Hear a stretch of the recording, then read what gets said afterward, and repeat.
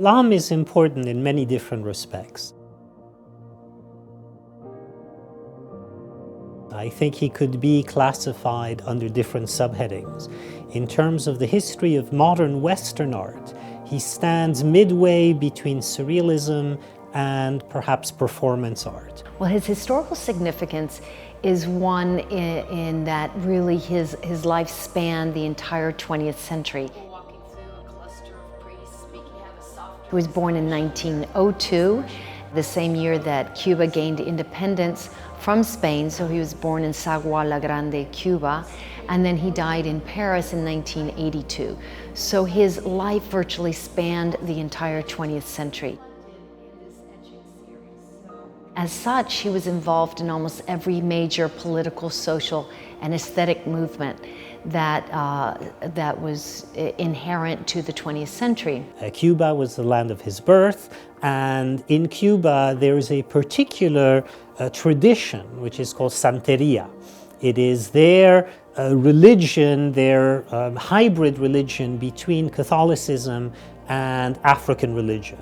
So this is part of Lam's heritage, and his godmother was actually a Santeria priestess, and she wanted to inculcate Lam in this belief system. She wanted him to follow in her footsteps. But Lam decided to be an artist, and this is a very important aspect of his work, because in turning his back on this tradition, it's almost as if Lam wanted to deny it completely. He wanted to westernize himself. He was trained in Cuba, in Havana, and then eventually went to Spain. And if you look at his work of this period, there is no reference to Cuba. There's no reference to Africa. There's only reference to the Western tradition. One has to remember that Cuba was a profoundly racist country. So it's almost as if he wanted to relinquish all aspects of being Cuban and of being black.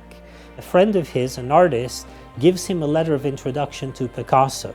So Lam leaves Spain and goes to Paris. He traveled, of course, to Paris in 1938, and he was there for 2 years in Paris and met Pablo Picasso and André Breton, the leader of the Surrealist movement. And Picasso, upon first meeting him, shows him an African mask. And he says to Lam, "You should be proud." And Lam asks, "Why?"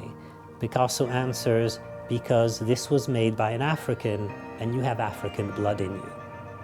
Which means that Picasso was the first fundamental influence on Lam that allowed him to reconnect with his heritage.